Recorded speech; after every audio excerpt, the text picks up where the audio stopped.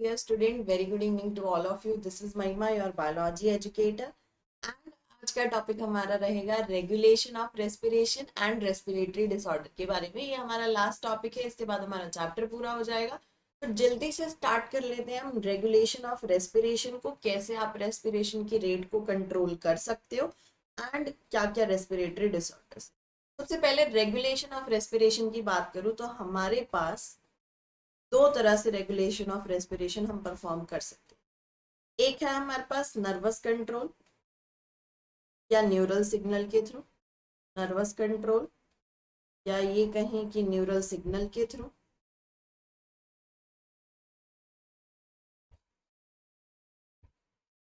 दूसरा है हमारे पास केमिकल कंट्रोल या केमिकल सिग्नल के थ्रू, केमिकल कंट्रोल और केमिकल सिग्नल।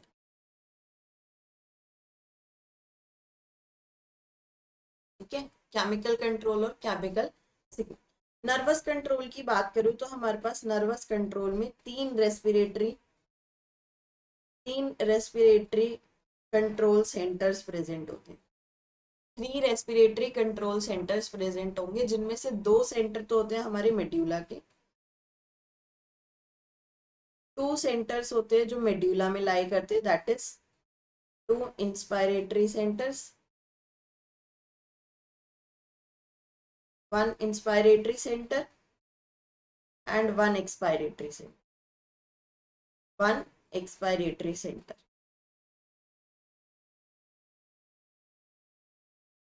ठीक है, 1 इंस्पायरेटरी सेंटर 1 एक्सपायरेटरी सेंटर, ये आपका कहाँ लाई करेगा, मेड्यूला वाले रीजन में। ठीक है, एक होगा आपका न्यूमोटेक्सिक सेंटर, न्यूमोटेक्सिक सेंटर, ये कहाँ लाई करेगा, आपका पोन्स रीजन में। ब्रेन में हमारे पास 2 रीजन होते हैं, आपने पढ़ा हुआ है, एक है medulla, medulla oblongata, medulla oblongata, and दूसरा है आपका पोन्स, पोन्स वेरुलाई।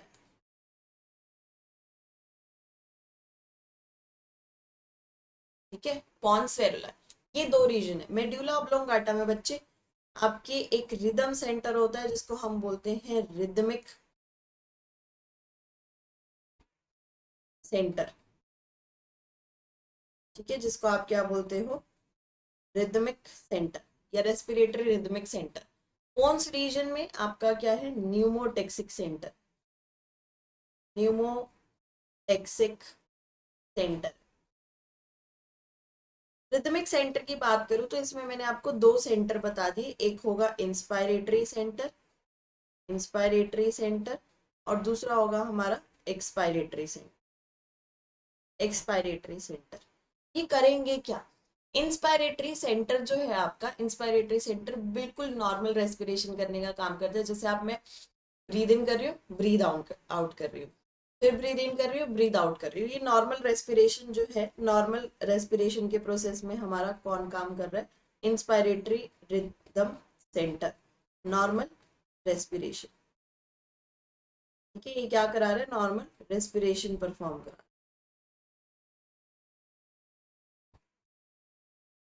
ठीक है, नॉर्मल रेस्पिरेशन परफॉर्म करा। वहीं ये जो एक्सपायरेटरी रिदम सेंटर है आपका, बेसिकली एक्सपायरेटरी रिदम सेंटर आपकी नॉर्मल रेस्पिरेशन के टाइम पे कोई काम नहीं करता। ये उस टाइम पे आपका जनरली इनएक्टिव रहता है, डोरमेंट स्टेट में रहता है। बट ये आपका एक्ट होता है, एक्टिव होता है जब आपको फोर्सफुल फोर्सफुल एक्सिलेशन करना होता है। ठीक है, फोर्सफुल एक्सपायरेशन करना है या फोर्सफुल एक्सलेशन करना है, उस टाइम पे आपका रेस्पिरेटरी रिदम सेंटर जो है एक्सपायरेटरी वाला, ठीक है, वो एक्टिवेट हो जाता है। क्लियर, इंस्पायरेटरी वाला नॉर्मल रेस्पिरेशन में हेल्प कर रहा है, एक्सपायरेटरी वाला फोर्सफुल एक्सलेशन में हेल्प कर रहा है। तो ये क्या कर रहे हैं, ये आपका रेस्पिरेटरी रेट को अल्टर करने का काम कर रहे हैं, दोनों मिलके क्या कर रहे हैं, एक तो नॉर्मली कर रहा है बट लेकिन दूसरे वाला क्या कर रहा है, आपके रेस्पिरेटरी रेट को अल्टर करने का काम कर रहा है। नॉर्मल रेस्पिरेशन की अगर हम बात करें तो रेस्पिरेशन आपकी 5 सेकेंड्स में कंप्लीट हो जाती है, रेस्पिरेशन आपकी 5 सेकेंड्स में कंप्लीट होती है, जिसमें 2 सेकेंड्स आपके लगते हैं इंस्पायरेशन के 2 सेकेंड्स आपके लगते हैं इंस्पायरेशन के एंड 3 सेकेंड्स आपके लगते हैं 3 सेकेंड्स आपके लगते हैं एक्सपायरेशन। ठीक है, नॉर्मल रेस्पिरेशन पूरे 5 मिनट्स में पूरी हो जाती है। 2 सेकेंड्स लगते हैं आपके इंस्पायरेशन के लिए एंड 3 सेकेंड आपके लगते हैं एक्सपायरेशन परफॉर्म कराने के लिए। तो टोटल टाइम कितना होता है, 5 सेकेंड में कंप्लीट हो जाता है। ठीक है, फिर हम बात करते हैं पोन्स की। अब मेडुला ऑब्लोंगाटा में हमें पता चल गया रिदम सेंटर है, दो चीजें हैं, एक नॉर्मल रेस्पिरेशन कर रहा है, एक आपका फोर्सफुल एक्सलेशन कराने के टाइम पे एक्टिवेट हो रहा है। पोन्स फेरोलाइम में जो न्यूमोटेक्सिक सेंटर है आपका, न्यूमोटेक्सिक सेंटर आपका क्या करेगा, ये करता है increase increase the rate of breathing,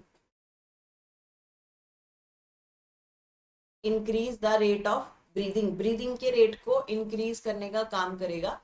ये कैसे, बेसिकली ये आपका क्या कर देगा, पोन्स रीजन जो है, ये पोन्स रीजन में आपका न्यूमोटॉक्सिक सेंटर जो है, ये रेस्पिरेटरी रिदम सेंटर को जाकर सिग्नल देता है, उसको कहता है कि तू जो भी एक्टिविटी है उसको मॉडरेट कर दे, जो तू कर रहा है उसको थोड़ा सा चेंज कर दे। ठीक है, तो ये ब्रीदिंग रेट को बढ़ा देता है। जैसे फॉर एग्जांपल आप एक्सरसाइज कर रहे हो, ड्यूरिंग एक्सरसाइज आप बहुत ज्यादा भाग रहे हो, ठीक है, तो हम क्या करते हैं, एकदम ब्रीदिंग रेट जो है वो हमारा इंक्रीज हो जाता है। वो ब्रीदिंग रेट जो है वो इंक्रीज किसकी वजह से हो रहा है, इस न्यूमोटेक्सिक सेंटर की वजह से। ये न्यूमोटेक्सिक सेंटर क्या करता है, जाकर मेडुला ऑब्लोंगाटा को सिग्नल देगा, उसको कहेगा कि ब्रीदिंग रेट को फास्टर कर दे, इंस्पायरेशन एक्सपायरेशन जो है वो फास्टर कर दे थोड़ा। ठीक है, तो वो क्या कर देता है, चेंजेस ला देता है आपके एक्सपायरेटरी या इंस्पायरेटरी में। ठीक है, तो गैसेस का एक्सचेंज जो है वो फास्टर रेट पे होने लगता है और ब्रीदिंग रेट जो है आपका फाइनली इंक्रीज हो जाता है। ठीक है, तो ये कब होगा आपका, कौन सी कंडीशंस में, ड्यूरिंग एक्सरसाइज। जब भी आप एक्सरसाइज कर रहे हो या ऐसी कोई कंडीशन है जिसमें बहुत ज्यादा एनर्जी लग रही है, आपको भागना पड़ रहा है, तो उस चीज में आपको क्या करना पड़ेगा, आपका पॉन्स का न्यूमोटेक्सिक सेंटर मेड्यूला को सिग्नल देगा और आपके रेस्पिरेटरी रेट को चेंज करने का, अल्टर करने का काम करेगा। ये है हमारे पास न्यूरल, ये क्या है आपके पास, न्यूरल कंट्रोल का सिग्नल। अगर हम बात करें केमिकल कंट्रोल की सिग्नल की, तो केमिकल में क्या है हमारे पास, केमिकल मतलब केमिकल को डिटेक्ट करेंगे। दैट मीन्स CO2 को डिटेक्ट कर लिया, पार्शियल प्रेशर ऑफ CO2 को या पार्शियल प्रेशर ऑफ O2 को, ये हम समझेंगे क्या। ठीक है, इसके लिए जो आपके पास रिदम सेंटर होते हैं, इसके लिए जो आपके पास रिदम सेंटर होते हैं वो कहाँ प्रेजेंट होते हैं, एक प्रेजेंट होता है आपका कैरोटिड, कैरोटिड बॉडी में, एक प्रेजेंट होता है आपका अओर्टिक बॉडी, हार्ट में। ठीक है, हार्ट में कैरोटिड बॉडी में एक प्रेजेंट होगा और एक प्रेजेंट होता है आपका aortic बॉडी। ठीक है, कैरोटिड रीजन में और aortic रीजन में, aorta में प्रेजेंट होगा इसका जो सेंटर है। ये क्या करेंगे, ये जो केमिकल्स हैं बेसिकली,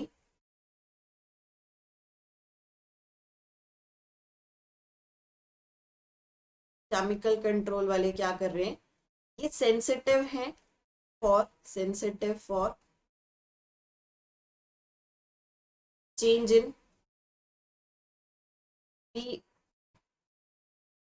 PCO2। ठीक है, चेंज इन PCO2, अगर आपके CO2 के लेवल में चेंज आ रहा है तो ये डिटेक्ट कर लेंगे, या फिर आपके hydrogen ion and hydrogen ion.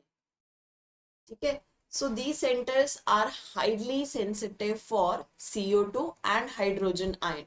जैसे ही उनमें कोई चेंज आएगा ये क्या कर लेते हैं, डिटेक्ट कर लेते हैं। जैसे इन सब्सटेंसेस का इंक्रीज होगा, इंक्रीज होगा, increase in these substances,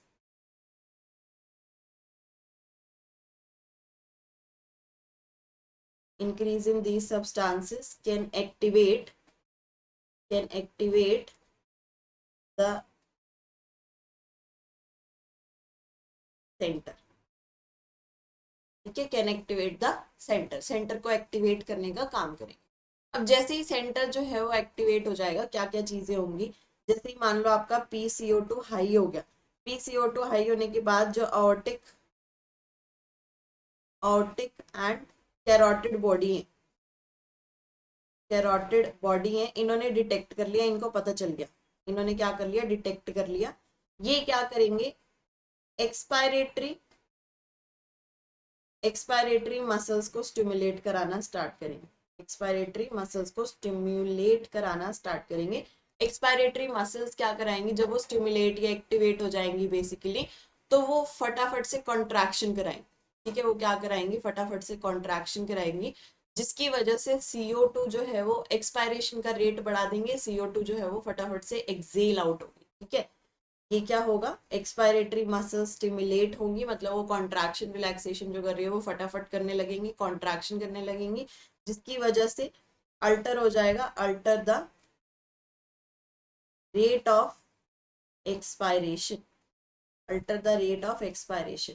expiration जो है वो आपका फास्टर रेट पे होगा, फास्टर रेट पे होगा तो CO2 जो है वो आपकी एक्सपेल्ड आउट हो जाएगी, रिलीज हो जाएगी। ठीक है, ये कैसे करते हैं, ये सब कुछ कैसे कर रहे हैं, ये जो है ये आपके ऑर्टिड और कैरोटिड जो है ये आपके मेन सिग्नल भेजते हैं रिदम सेंटर को। ठीक है, एक इसको सिग्नल भेज देंगे, रिदम सेंटर को सिग्नल भेज देंगे, रिदम सेंटर को सिग्नल भेज के वो रिदम सेंटर जो है फिर वो अल्टर करेगा आपके एक्सपायरेशन के रेट को। ठीक है, किसको अल्टर करेगा, एक्सपायरेशन के रेट को अल्टर करने का काम करेगा। अब सबसे इंपॉर्टेंट क्या है कि ये पूरे सिस्टम में, इस पूरे सिस्टम में सिर्फ हमें change in partial pressure of CO2 ही पता चलता है, या H पॉजिटिव।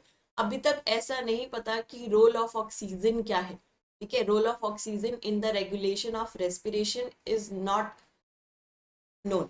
ठीक है, अभी तक उसकी इंपॉर्टेंस, उसकी सिग्निफिकेंस नहीं पता कि ये क्या कर रहा है। मेनली हमें किसके बारे में पता है, पार्शियल प्रेशर ऑफ CO2। ठीक है, तो ये आपको बहुत अच्छे से कर लेना है क्योंकि इस पे क्वेश्चन आते हैं बहुत ज्यादा।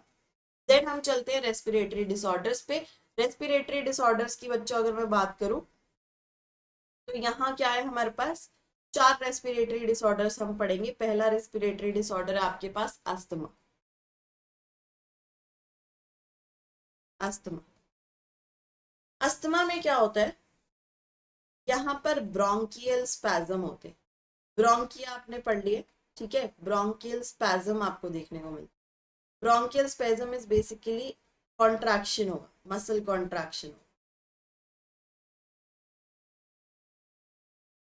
मसल कॉन्ट्रैक्शन होने की वजह से ब्रीदिंग इश्यूज आएंगे, ब्रीदिंग में प्रॉब्लम होगी।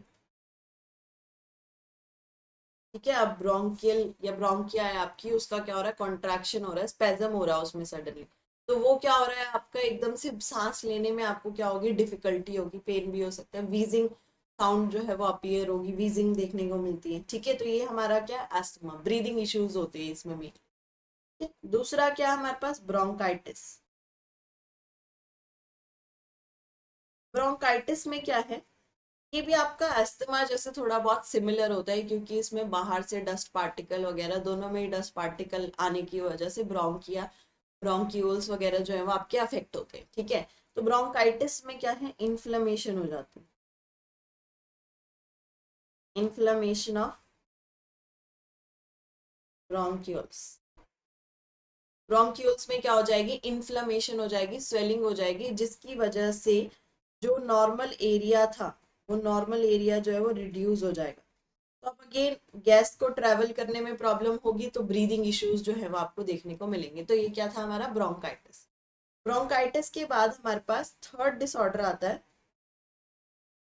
थर्ड डिसऑर्डर है आपके पास एम्फेजिमा। एम्फेजिमा, एम्फेजिमा की अगर मैं बात करूं तो एम्फेजिमा एक क्रॉनिक डिसऑर्डर है, क्रॉनिक डिसऑर्डर। ठीक है, एम्फेजिमा में क्या होगा, जो आपकी एल्विलॉय है, ये सपोज ये आपकी एल्विलॉय है, एल्विलॉय पे कुछ सब्सटेंसेस का डिपोजिशन होने लग जाता है। यहाँ पे सब्सटेंसेस का क्या हो रहा है, डिपोजिशन हो रहा है। तो अब एल्विलॉय पे अगर सब्सटेंसेस का डिपोजिशन हो रहा है तो नॉर्मल जो सरफेस था, जो रेस्पिरेटरी सरफेस था, वो क्या हो गया, रिड्यूस हो गया। Respiratory surface reduces. अगर आपका रेस्पिरेटरी सरफेस क्या हो रहा है, रिड्यूस हो रहा है, ठीक है, तो एक्सचेंज ऑफ गैसेस प्रॉपरली नहीं हो पाएगा। एक्सचेंज ऑफ गैसेस प्रॉपरली नहीं हो पाएगा तो अगेन ब्रीदिंग में डिफिकल्टी होगी, ऑक्सीजनेटेड ब्लड उतना नहीं पहुंच पाएगा जितना नॉर्मली किसी इंसान के पास पहुंच।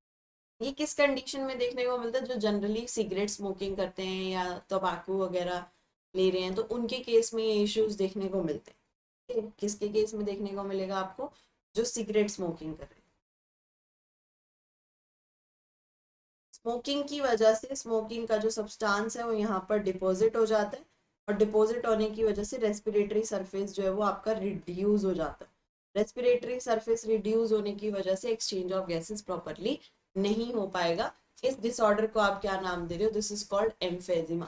ठीक है, इसको आप क्या बोल रहे हो कि ये क्या है? एम्फेजिमा। ठीक है, क्लियर। नेक्स्ट हमारे पास फोर्थ डिसऑर्डर आता है, that is occupational respiratory disorder. यहीं पे करा देती हूँ। Occupational respiratory disorder. Occupational respiratory disorder. Occupational respiratory disorder की अगर हम बात करें, देखो नाम से तुम्हें क्लियर हो रहा है, ऑक्यूपेशन की बात कर रहे हैं ना। ऑक्यूपेशन मतलब कोई काम हो रहा होगा, ऐसी इंडस्ट्रीज जहां पर डस्ट वाला काम होगा या स्टोन ब्रेकिंग का काम होगा, तो वहां क्या होता है कि वो जो छोटे छोटे छोटे पार्टिकल्स होते हैं वो आप इनहेल कर लेते हो। ठीक है, जब आप ब्रीद इन करते हो तो आप उसको क्या कर लेते हो? इनहेल कर लेते हो। और वो सारे पार्टिकल्स जो है वो आपके पार्टिकल्स फिर जाकर इन्फ्लेमेशन कॉज कर देते हैं आपके रेस्पिरेटरी सिस्टम में। ठीक है, वो क्या कर देंगे? इन्फ्लेमेशन कॉज कर देंगे, जिसकी वजह से क्या हो जाता है? फिब्रियोसिस हो जाता है। फिब्रोसिस हो जाता है। फिब्रोसिस में आपका क्या है बेसिकली?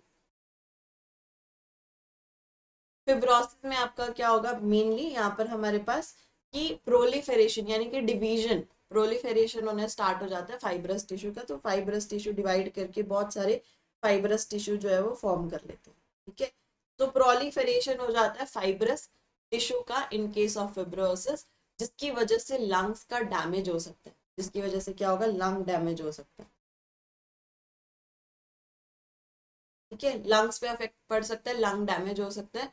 तो ये क्या है हमारा? Occupational respiratory disorders. ऐसे लोग, ऐसे वर्कर्स जो क्या कर रहे हैं, स्टोन ब्रेकिंग इंडस्ट्री में काम कर रहे हैं, डस्ट वगैरह से उनका बहुत ज्यादा एक्सपोजर है, तो वो सारी चीजें जो है वो आपके इनहेलेशन के साथ रेस्पिरेटरी सिस्टम में चली जाती है, और बॉडी का जो डिफेंस मैकेनिज्म है इन चीजों से कोप अप नहीं कर पाता है, फाइट नहीं कर पाता है। ठीक है, तो इसका बहुत ज्यादा लंबे समय तक बार बार आप इनहेल करते जा रहे हो, इनहेल करते जा रहे हो, लॉन्ग एक्सपोजर हो रहा है, तो उसकी वजह से इन्फ्लामेशन कॉज हो जाएगा। इन्फ्लामेशन कॉज होगा तो फिब्रोसिस होगा, फाइबर्स जो है वो बनते जाएंगे, टिश्यू बनते जाएंगे, और उसकी वजह से अल्टीमेटली लंग का जो है वो डैमेज हो सकता है, और लंग डैमेज हो गए तो बहुत प्रॉब्लम हो सकती है, रेस्पिरेटरी प्रॉब्लम, और आपका अल्टीमेटली बहुत ज्यादा सीरियस कंडीशन है तो डेथ भी कॉज हो सकती है। ठीक है, तो जितने भी वर्कर्स ऐसी जगहों पे काम करते हैं ऑक्यूपेशनल रेस्पिरेटरी डिसऑर्डर से, उनको बहुत ज्यादा अवेयर रहना चाहिए, ध्यान रखना चाहिए अपना। उनको क्या करना चाहिए? प्रोटेक्टेड मास्क वगैरह जो है वो डाल के रखते हैं ना, शील्ड काइंड ऑफ तौर पे जो है वो डाल के रखना चाहिए, ताकि उनको जो है वो ये डिसऑर्डर ना हो सके। ठीक है, तो ये था हमारा ऑक्यूपेशनल रेस्पिरेटरी डिसऑर्डर, बड़ा ही ईजी है। ठीक है, तो ये हमारे डिसऑर्डर्स जो है यहाँ पे आज कंप्लीट होते हैं। चलिए, तो एक इन्फॉर्मेशन दे देती हूँ, अगर आप सीबीएसई सब्सक्रिप्शन लेने की सोच रहे हो, सीबीएसई सब्सक्रिप्शन परचेज करने के लिए सोच रहे हो, तो 20% ऑफ चल रहा है। ठीक है, फिलहाल कितना? 20% ऑफ चल रहा है ऑन सीबीएसई सब्सक्रिप्शन।